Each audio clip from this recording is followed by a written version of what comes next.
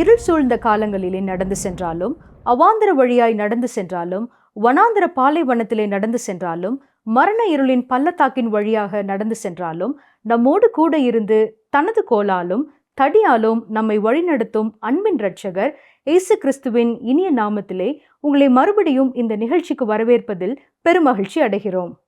நேயர்களே, நீங்கள் எத்தனை பாடுகளுக்குள் ஊடாக நடந்து சென்றாலும், வேத வசனங்கள் நிமித்தமாக அதிக கஷ்டத்தை அனுபவித்தாலும், பரிசுத்த ஆவியானவர் உங்களோட கூட இருந்து உங்களை ஆற்றி தேற்றி வழிநடத்தி இருப்பார் என்று சொல்லி கிறிஸ்துவுக்குள் நம்புகிறோம்.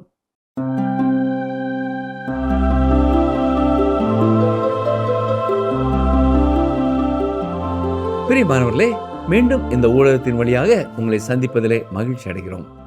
இன்று நாம் 2 தீமோத்தேயு 4 அதிகாரம் 1 முதல் 5 வரை கற்றுக்கொள்ளப் போகிறோம். ஒரு துக்க துணியோடு இந்த நிருபத்தின் கடைசி பகுதிக்கு வருகிறோம். கடைசி நாட்களுக்கான சில ஆலோசனைகளை பவுல் கொடுக்கிறார். அதற்கு பின் மரண நேரத்திலே பவுலின் சாட்சி வார்த்தைகளையும் நாம் கேட்கிறோம். அதுதான் அவர் வாழ்க்கையில் எழுதிய கடைசி எழுத்துக்களாக இருக்க வேண்டும். இந்த பகுதியை நாம் வாசிக்கும் பொழுது அவர் தனிமையில் எவ்வளவு வேதனைப்பட்டு இருப்பார் என்பதை புரிந்து கொள்ள முடிகிறது. ரோம் நகரிலே சிறையில் இருக்கிறார். அங்கே மிகவும் குளிராய் இருந்தபடினாலே தனது மேலங்கியை எடுத்து வரும்படியாக தீமோத்தேயுவுக்கு எழுதுகிறார். தனியாய் சிறையில் இருந்தபடியினால் ஒவ்வொரு மணி நேரமும் ஒரு யுகம் போல அவருக்கு இருந்தது. மேலும் அவருடைய புத்தகங்களை கொண்டு வரும்படியாகவும் கேட்கிறார். குறிப்பாக தோல் சுருட்களை எடுத்து வரும்படியாக கேட்கிறார். இது கிரேக்க மொழியில் எழுதப்பட்ட பழைய ஏற்பாட்டு பகுதிகளாய் இருக்க வேண்டும் என்று பல வேத பண்டிதர்கள் கருதுகிறார்கள். பவுலின் விசுவாசத்தின் மகனான தீமோத்தேயுக்கு தான் கவலையோடு தனிமையில் இருப்பதை அவர் எழுதியிருந்தாலும் அங்கே ஒரு வெற்றி தொனியையும் நாம் கேட்க முடிகிறது. பவுலின் வார்த்தைகளை நாம் கேட்கும் பொழுதே கர்த்தர் நமக்காக சொல்லும் வார்த்தைகளையும் நாம் கேட்க முடியும். 2 தீமோத்தேயு 4 அதிகாரம் 1 பாருங்கள். நான் தேவனுக்கு முன்பாகவும் உயிரோடு இருக்கிறவர்களையும் மரித்தவர்களையும் நியாயம் தீர்க்க போகிற கர்த்தராகிய இயேசு கிறிஸ்துவுக்கு முன்பாகவும் அவருடைய பிரசன்னமாகுதலையும் அவருடைய ராஜ்யத்தையும் சாட்சியாக வைத்து கட்டளையிடுகிறதாவது. பவுல் சொல்ல போகும் காரியங்கள் தேவனுக்கு முன்பாகவும் இயேசு கிறிஸ்துவின் முன்பாகவும் அவர் கொடுக்கும் புனிதமான கட்டளை. உயிரோடு இருப்பவர்களையும் மரித்தவர்களையும் நியாயம் தீர்ப்பவர் என்று சொல்வதும், அவருடைய பிரசன்னமாகுதலையும் ராஜ்யத்தையும் சாட்சியாக வைத்து என்று சொல்வதும் ஒரே காரியம் அல்ல.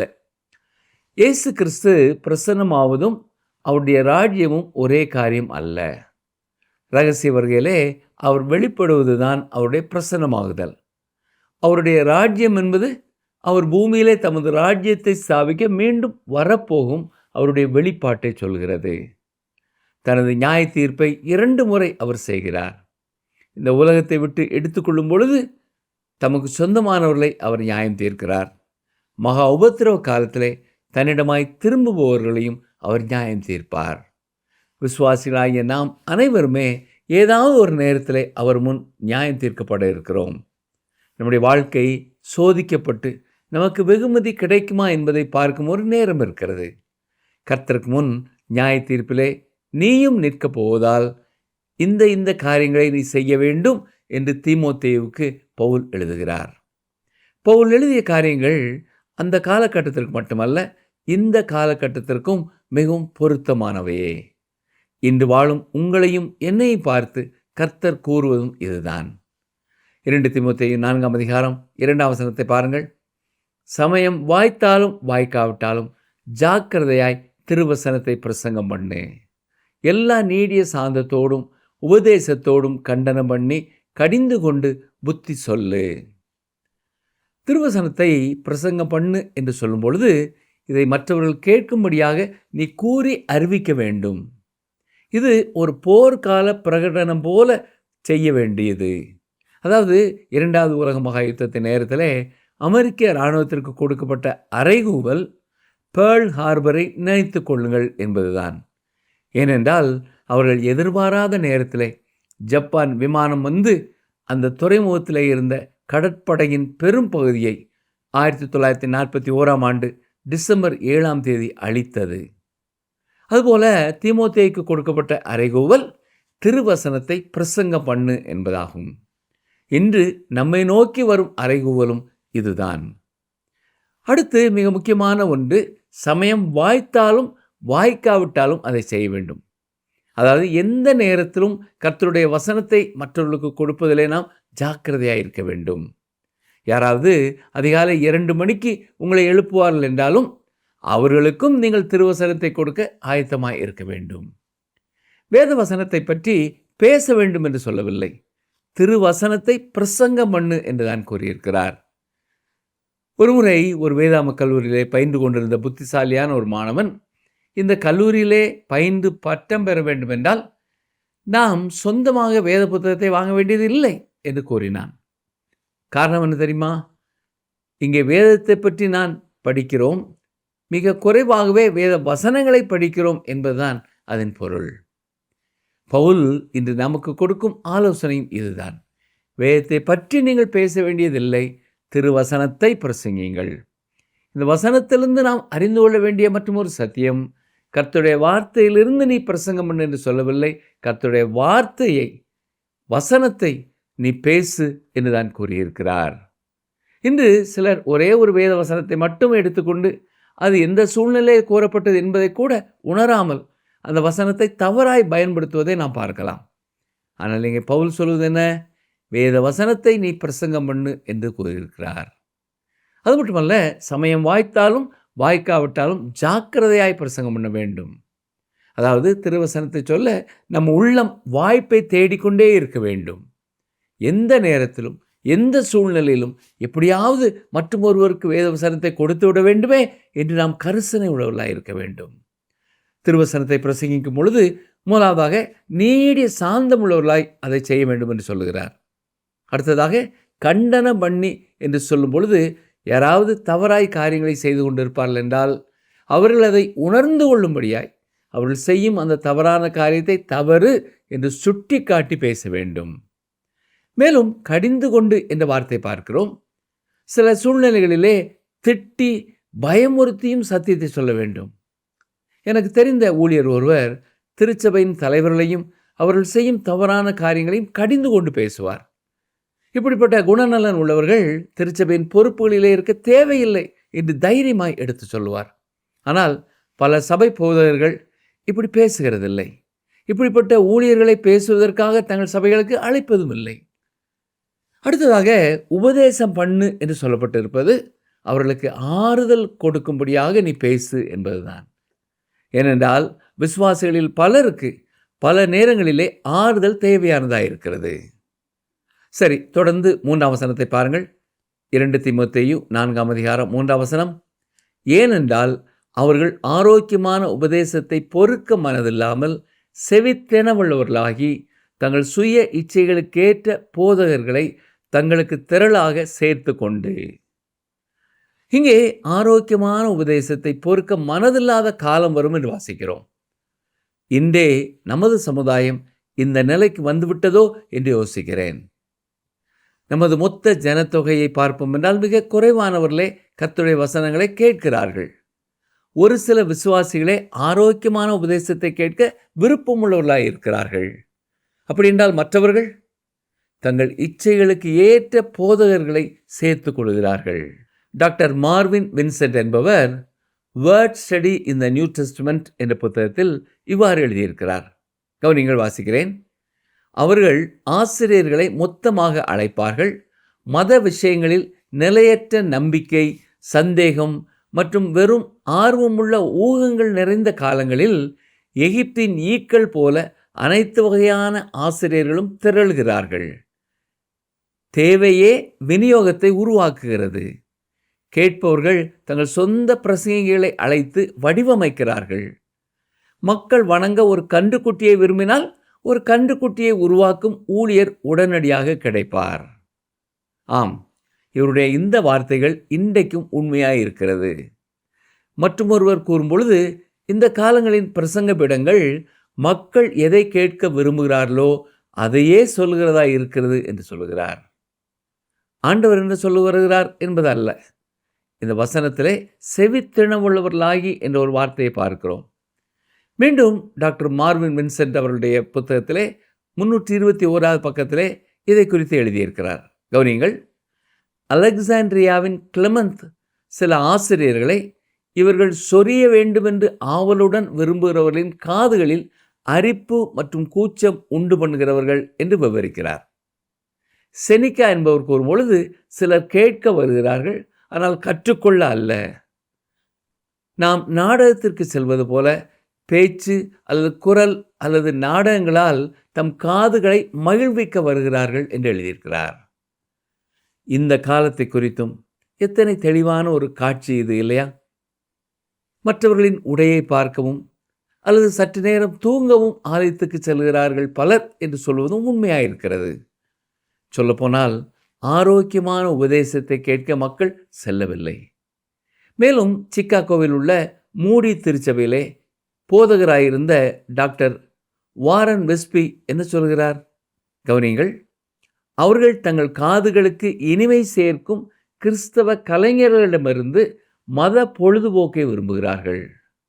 இன்றைய தேவாலயங்களில் புதுமைகளை நாம் விரும்புகிறோம். உணர்ச்சி பூர்வமான திரைப்படங்கள், காட்சிகள், கால் தட்டல் இசை, வண்ண விளக்குகள் போன்றவையே விரும்பப்படுகிறது. பரிசுத்த வேதத்தை மட்டுமே திறக்கும் மனிதன் நிராகரிக்கப்படுகிறான். அதே நேரத்தில் ஆழமற்ற மத பொழுதுபோக்கு கலைஞர் பிரபலமாகிறார். மேலும் வசனம் 4 மக்கள் சத்தியத்திலிருந்து விலகி மனிதனால் உருவாக்கப்பட்ட கட்டுக்கதைகளை நம்பும்போது அரிக்கும் காதுகள் விரைவில் செவிடாகிவிடும் என்பதை குறிக்கிறது என்றும் எழுதியிருக்கிறார். இது எவ்வளவு உண்மையான வார்த்தைகள் இல்லையா? தொடர்ந்து 4ஆம் வசனத்தை பாருங்கள். 2 தீமோத்தேயு 4:4 சத்தியத்துக்கு செவியை விலக்கி கட்டுக்கதைகளுக்கு சாய்ந்து போகும் காலம் வரும்.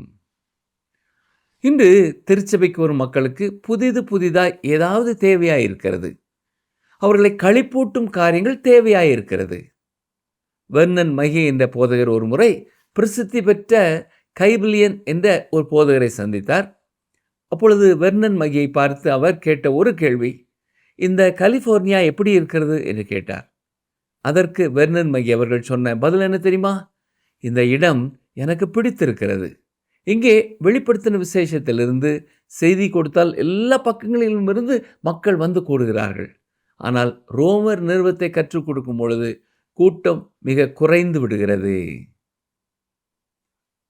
வெளிப்படுத்தின விசேஷத்தில் சொல்லப்பட்டிருக்கிற குதிரையின் வாலிலே எத்தனை முடிகள் இருக்கின்றன என்பதை அறிந்து கொள்வதற்குத்தான் மக்கள் விரும்புகிறார்கள் என்று கூறினார். அதற்கு கைபிலியன் சொன்ன பதில் என்ன தெரியுமா? நீங்கள் சீக்கிரமாய் இந்த பகுதியிலே கண்டுகொள்ளப் போகிற ஒரு உண்மை என்னவென்றால், உங்கள் திருச்சபைக்கு வரும் பலர் இயேசு கிறிஸ்துவை குறித்து அறிந்து கொள்ள விரும்புகிறதை விட அந்தி கிறிஸ்துவை குறித்து அறிந்து கொள்வதிலே தான் நாட்டமுள்ளவர்கள் என்றார். பிரியமானவர்களே, இன்று ஏராளமான மக்கள் செவினமுள்ளவர்களாக இருக்கிறார்கள். பொதுவாய் மற்றவர்கள் சொல்லாத காரியங்களை, வினோதமான அல்லது வழக்கத்திற்கு மாறான காரியங்களை யாராவது சொல்வார்களா என்று கேட்கிறார்கள். அவர்கள் கேளிக்கைகளினால் தங்களை தாங்களே உற்சாகப்படுத்திக் கொள்ள விரும்புகிறார்கள். ஆனால் கர்த்தருடைய வார்த்தையை கேட்க அவர்களுக்கு விருப்பமில்லை. ஆரம்ப நாட்களிலே வானொலியிலே வேத ஆராய்ச்சி வந்த பொழுதும் கூட மொழிநடை சரியில்லை, உங்கள் செய்தி பயனில்லை என்று சொல்லப்பட்டது. வேத வசனத்தை மக்கள் விரும்பவில்லை. நாங்கள் தொடர்ந்து கர்த்தருடைய வார்த்தையைத்தான் கொடுத்து கொண்டே இருக்கிறோம். ஆரம்ப நாட்களிலே இந்த செய்திகளை கேட்ட பலர் தொடர்ந்து கேட்கவில்லை. ஆனால் சிலர் அதை தொடர்ந்து கேட்கும் பொழுது கர்த்தருடைய வசனம் அவருடைய வாழ்க்கைக்கு பயனுள்ளதாக இருப்பதை கண்டு கொண்டார்கள். மக்கள் வந்து என்னோடு பேசும் பொழுதே அவர்கள் வேதாராய்ச்சி செய்திகளை கேட்கிறார்களா இல்லையா என்பதை புரிந்து கொள்ள முடியும். இன்று பலர் வசனத்தை அல்ல, கேளிக்கைகளையே விரும்புகிறார்கள். 2 தீமோத்தேயு 4:5 பாருங்கள். நீயோ எல்லாவற்றிலும் மன தெளிவுள்ளவனாயிரு, தீங்கு அனுபவி, சுவிசேஷனுடைய வேலையை செய், உன் ஊழியத்தை நிறைவேற்று. இந்த வசனத்தில் 3 முக்கிய குறிப்புகளை நாம் கவனிக்க வேண்டும். முதலாவதாக மன தெளிவுள்ளவனாயிரு. இவ்வாறு சொல்லும் பொழுது நீ செய்யும் எல்லா ஊழியங்களிலேயும் கவனமாக இரு, ஜாக்கிரதையாக இரு, விழிப்போடு இரு என்ற கருத்துக்கள் அடங்கியிருக்கின்றன. இரண்டாவதாக தீங்கு அனுபவி என்கிறார். கர்த்தருடைய வார்த்தையை போதிக்கும் பணியிலே தீமோத்தேயு இருப்பதால் கர்த்தருக்காக பாடுகளை சந்திக்கும் நேரம் அவனுடைய வாழ்க்கையிலேயும் இருக்கும். அதற்கும் ஆயத்தமாய் இருக்க வேண்டும் என்பதற்காகத்தான் பவுல் இளம் ஊழியரை ஆயத்தப்படுத்துகிறார். மேலும் சுவிசேஷகனுடைய வேலை செய் என்றும் சொல்கிறார். சுவிசேஷ ஊழியம் என்பது இந்த காலத்திலே ஒவ்வொரு ஆலயமாய் போய் நற்செய்தியை அறிவிக்கும் பணி போல அல்ல. அப்போஸ்தலனாகிய பவுலைப் போலவே புதிய இடங்களுக்கு சென்று நற்செய்தியை அறிவித்து இயேசுவை விசுவாசிப்பவர்களுக்கு அப்போஸ்தலரின் உபதேசங்களை போதித்து அவர்களை உறுதியான விசுவாசிகளாய் நிலைத்திருக்க செய்வது வரை அடங்கும். இதே பணியைத்தான் அப்போஸ்தலனாகிய பவுலும் செய்து வந்தார். அதையே இப்பொழுது இளம் ஊழியரான தீமோத்தேயுவையும் செய்யும்படியாய் கட்டளை கொடுக்கிறார். இன்றைய வேத பாட வகுப்பை நாம் நிறைவு செய்யும் முன் ஒரு முக்கியமான சத்தியத்தை உங்களுக்கு ஞாபகப்படுத்த விரும்புகிறேன். திருவசனத்தை பிரசங்கம் பண்ணு என்று சொல்லப்பட்ட வார்த்தை இளம் ஊழியரான தீமோத்தேயுக்கு மட்டுமல்ல, அந்த செய்தி நம்மையும் நோக்கி வருகிறது. இயேசு கிறிஸ்துவை தங்கள் சொந்த இரட்சகராக ஏற்றுக்கொண்ட ஒவ்வொருவருமே ஒரு ஊழியர் என்பதை மறந்து போகக்கூடாது. இந்த வேதாராய்ச்சி செய்திகளிலே ஏன் மீண்டும் மீண்டும் மற்றவர்களுக்கு நாம் கர்த்தருடைய வசனத்தை கொடுக்க வேண்டும் என்று சொல்லப்படுகிறது என்று ஒருவேளை நீங்கள் நினைக்கலாம். ஆண்டவராய் இயேசு கிறிஸ்து 2000 ஆண்டுகளுக்கு முன்பே இந்த உலகத்திலே வந்து மனிதருடைய பாவங்களுக்கான தண்டனையை சிலுவை மரத்திலே ஏற்றுக்கொண்டு மரித்து உயிர்த்து பரலோகம் சென்று விட்டார். அவர் பரலோகம் செல்லும் முன் நமக்கு இட்ட கட்டளை சர்வ சிருஷ்டிக்கும் சுசேஷத்தை பிரசங்கியுங்கள் என்பதே. என்றாலும் கிறிஸ்து நமக்காக மரித்தார் என்ற மாபெரும் உண்மையை அறிந்து கொள்ளாமல் பாடுகளின் மத்தியிலும் வேதனைகளின் மத்தியிலும் பாவங்களின் மத்தியிலும் வாழுகிற மக்கள் ஏராளம் ஏராளம் பிரியமானவர்களே. ஆனால் நம்முடைய தேவனாய கர்த்தர் உலகத்தில் உள்ள அத்தனை பேரையும் நேசிக்கிறார். 1 தீமோத்தேயு 2ஆம் அதிகாரம் 4ஆம் வசனத்தை பாருங்கள். எல்லா மனுஷரும் ரட்சிக்கப்படவும் சத்தியத்தை அறிகிற அறிவை அடையவும் அவர் சித்தமுள்ளவராய் இருக்கிறார். ஆம், உலகத்தை உண்டாக்கிய பிதாவாகிய தேவனுடைய விருப்பம் உலகத்தில் மனிதர்களாய் பிறந்த அத்தனை பேரும் இயேசு தன் பாவத்திற்காக மரித்தார் என்பதை அறிந்து அவரை ஏற்றுக்கொள்ள வேண்டும். தேவன் அவர்களை நேசிக்கிறார் என்பதை புரிந்து கொள்ள வேண்டும் என்றுதான் வாஞ்சிக்கிறார். தேவன் இந்த உலகத்திலே படைத்த அத்தனை பேரையும் நேசிக்கிறார் என்பது எப்படி தெரியும் என்று ஒருவேளை நீங்கள் கேட்கலாம். அன்று ஏதேன் தோட்டத்திலே பாவம் செய்த ஆதாம் ஏவாளை அழித்துவிட்டு மற்றும் ஒரு ஆதாம் ஏவாளை உருவாக்கி இருக்கலாம். ஆனால் அப்படி செய்யாமல் அந்த ஆதாம் ஏவாளும் ரட்சிக்கப்படும்படியாக ஒரு திட்டத்தை ஏற்படுத்தினார். நினிவே என்ற இடத்திலே வாழ்ந்த மக்கள் மிகுதியான பாவம் செய்து கடவுளுடைய தண்டனைக்கு ஆயத்தமாய் இருந்த நேரத்திலும் அவர்களும் மனம் திரும்புவதற்காக யோனா தீர்க்கதரிசியை அனுப்பினார். அவர்கள் மனம் திரும்பினார்கள். அவர்களை முழுவதும் அழித்துவிட நினைத்த கர்த்தர் அதை செய்யவில்லை. தேவன் தெரிந்து கொண்ட யூத ஜனங்களும் அவரை விட்டு வழி விலகி போன நேரத்தில் எல்லாம் அவர்களை எச்சரிக்கும்படியாக அவர்கள் மனம் திரும்பும்படியாக செய்ய தீர்க்கதரிசிகளை அனுப்பி கொண்டே இருந்தார். இதையெல்லாம் ஏன் அவர் செய்தார்? அவர்களும் நித்திய அழிவுக்குள்ளே செல்லாமல் என்றென்றும் அவரோடு வாழ வேண்டும் என்றுதான் அவர் விரும்பினார். மேலும் எல்லா மக்களும் இலவசமாய் ரட்சிப்பை பெற்றுக்கொள்ள வேண்டும் என்பதற்காகத்தான் பரிசுத்த தேவன் தனது ஒரே பேரான குமாரனை இந்த உலகத்திலே அனுப்பி பாவிகளாகிய நமக்காக தண்டனைகளை ஏற்றுக்கொள்ளும்படியாய் செய்தார். இதைத்தான் யோவான் 3:16 வாசிக்கிறோம். தேவன் தம்முடைய ஒரே பேரான குமாரனை விசுவாசிக்கிறவன் எவனோ அவன் கெட்டு போகாமல் நித்திய ஜீவனை அடையும்படிக்கு அவரை தந்தருளி இவ்வளவாய் உலகத்தில் அன்பு கூர்ந்தார். இரண்டாவதாக, ஏன் நாம் மற்றவர்களுக்கு நற்செய்தியை சொல்ல வேண்டும்? உயிரோடு எழுந்த ஆண்டவராய் இயேசு கிறிஸ்துவும் இந்த உலகத்தை விட்டு பரலோகத்திற்கு எடுத்துக்கொள்ளப்படும் முன்னதாக கடைசியாக தன் சீடர்களை பார்த்து, பயப்படாதீர்கள், இதோ உலகத்தின் முடிவு பரியந்தம் நான் உங்களுடனே கூட இருக்கிறேன். நீங்கள் உலகம் எங்கு போய் சர்வ சிருஷ்டிக்கும் சுசேஷத்தை பிரசங்கியுங்கள் என்றுதான் கட்டளை கொடுத்தார். எனவே இந்த சத்தியங்களை அறிந்திருக்கிற ஒவ்வொருவரும் நற்செய்தியை சுவிசேஷத்தை மற்றவர்களுக்கு கொடுப்பவர்களாக இருக்க வேண்டும். மேலும் இந்த காலம் பரிசுத்த ஆவியானுடைய காலம். பரிசுத்த ஆவியானவர் வந்து பாவத்தை குறித்தும் நீதியை குறித்தும் நியாய தீர்ப்பை குறித்தும் உலகத்தை கண்டித்து உணர்த்துவார் என்று கூறப்பட்டிருக்கிறது. இந்த காலத்திலே இதுதான் நடந்து கொண்டிருக்கிறது. யோவான் 16ஆம் அதிகாரம் 8 முதல் 11 வரை வாசிக்கிறேன், கவனியுங்கள். அவர் வந்து பாவத்தை குறித்தும் நீதியை குறித்தும் நியாய தீர்ப்பை குறித்தும் உலகத்தை கண்டித்து உணர்த்துவார். அவர்கள் என்னை விசுவாசியாதபடியினாலே பாவத்தை குறித்தும், நீங்கள் இனி என்னை காணாதபடிக்கு நான் என் பிதாவினிடத்திற்கு போகிறபடியினாலே நீதியை குறித்தும், இந்த உலகத்தின் நியாய தீர்ப்பை குறித்தும் கண்டித்து உணர்த்துவார். தூய ஆவியானவர் இந்த பணியை செய்ய வேண்டுமென்றால் நாமே அவர்களுக்கு நற்செய்தியை அறிவிக்க வேண்டும். ஒரு வேத புத்தகத்தின் மூலமாகவோ அல்லது ஒரு நற்செய்தி கூட்டத்திலோ அல்லது வேறொரு ஊடகத்தின் வாயிலாகவோ அவர்கள் சத்தியத்தை கேட்க வேண்டும். அதற்கு தேவன் நம்மைத்தான் பயன்படுத்த விரும்புகிறார். இதை நாம் உலகத்திலே உணர்ந்து கொள்ள வேண்டும். இதையே கர்த்தர் நம்மிடத்திலே எதிர்பார்க்கிறார்.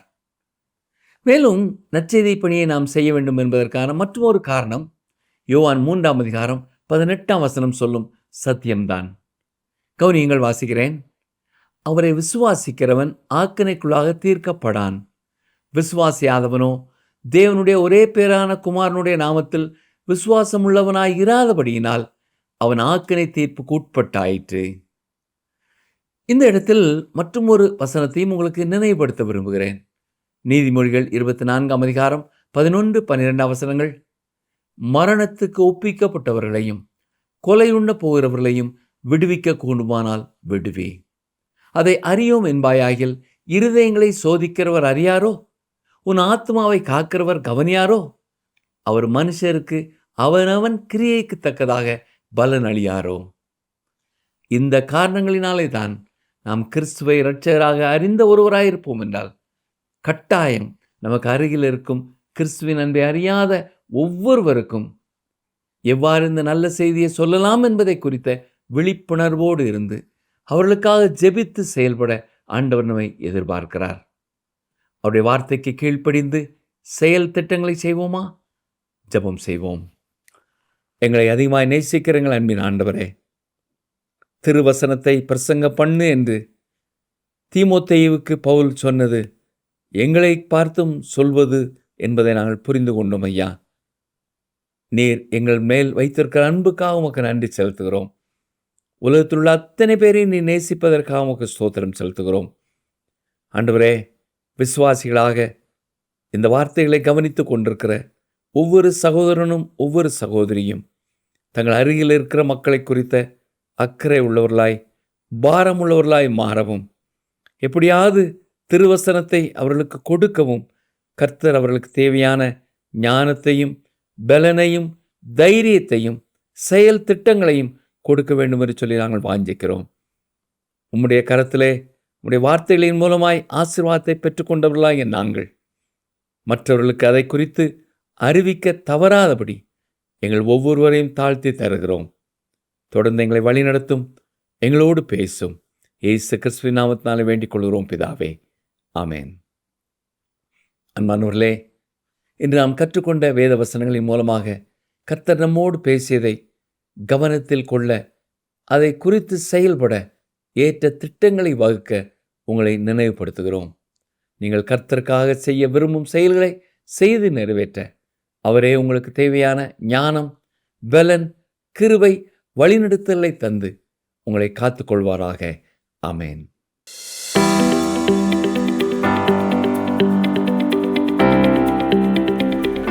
எதற்கு செவியை விலக்கி எதற்கு சாய்ந்து போகும் காலம் வரும்?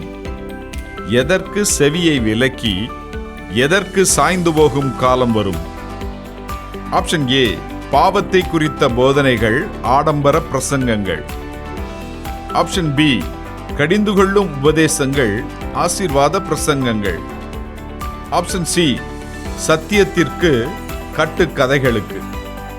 இன்றைய கேள்விக்கான சரியான பதிலை 9962032803 என்ற எண்ணிற்கு வாட்ஸ்அப் மூலம் அனுப்புங்கள். இந்த நாளின் வேத தியானத்திலும் நாம் திருவசனத்தை பிரசங்கிப்பது, சுவிசேஷத்தை மற்றவர்களுக்கு சொல்வது எத்தனை முக்கியம் என்று பார்த்தோம். பரிசுத்த பவுல் சொன்னது போல, சமயம் வாய்த்தாலும் வாய்க்காவிட்டாலும் நாம் சுவிசேஷத்தை சொல்வதற்கு ஆயத்தமாக இருக்க வேண்டும். தேவ கிருபையோடு நம்முடைய இருதயத்தை முழுவதுமாக வேத வசனங்களால் நிரப்பிக் கொண்டவர்களாக நாம் காணப்பட வேண்டும். சத்தியம் எங்கேயோ அங்கே விடுதலை உண்டு என்று வேதம் சொல்லுகிறது. இயேசு கிறிஸ்துவின் கடைசி கட்டளை சர்வ சிருஷ்டிக்கும் சுவிசேஷத்தை பிரசங்கியுங்கள் என்பதே. அதன் நிமித்தமாக நாம் பாடுபட்டாலும் இயேசு கிறிஸ்துவின் நாமம் நமக்கு பலத்த துருகமாய் இருக்கிறது என்பதை எப்பொழுதும் எண்ணி விசுவாசத்தோடு நாம் கடந்து செல்வோமாக. அதற்கு தேவ ஆவியானவர் நம்மை பலப்படுத்துவாராக. நாம் விரும்பும் வண்ணமாக பிரசங்கிக்கும் போதகர்களை நாம் வாஞ்சிக்கிறோமா? இல்லை, நம்மை கடிந்து கொண்டு நம்முடைய தவறுகளை சுட்டிக்காட்டி நம்மை சரியான பாதையில் வழிநடத்தக்கூடிய நல்ல மேய்ப்பர்களை வாஞ்சிக்கிறோமா? தங்க கன்றுக்குட்டி செய்யும் ஆரோன்கள் அல்ல, பேதுருவையே துணிந்து கடிந்து கொண்ட பவுல் போன்ற ஊழியர்களே நமக்கு தேவை. இந்த நிகழ்ச்சி உங்களுக்கு பிடிச்சிருக்கா? அப்ப இப்பவே மிஸ்டர் கால் கொடுங்க. பரிசு வெல்றது நீங்களாவும் இருக்கலாம்.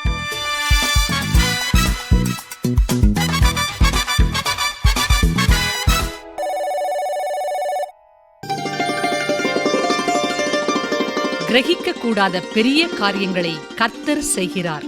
யோபு 37:5.